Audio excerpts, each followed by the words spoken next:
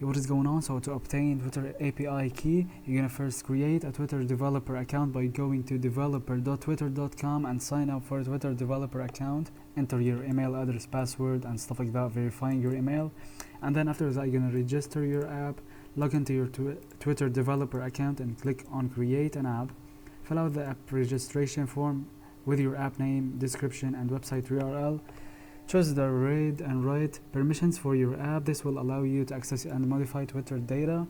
Submit your app for review. Review the Twitter developer agreement and terms of service. Submit your app for review by clicking submit for review.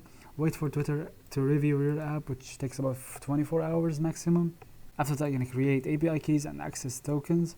Once your app is approved, go to Keys and Tokens tab. Click on Create to generate a new set of API keys and access tokens. Note down your API key, consumer key, and the API secret, consumer secret. After that, you're going to access tokens. To access Twitter data, you'll need to obtain and access an access token and access token secret. You can do this by clicking Create next to the access tokens and following the authentication flow. Note down your access tokens and access token secret. Note that you should keep your API key and secret as well as your access tokens and access token secret. Those, you should keep them secure and confidential, like write them in a note or something.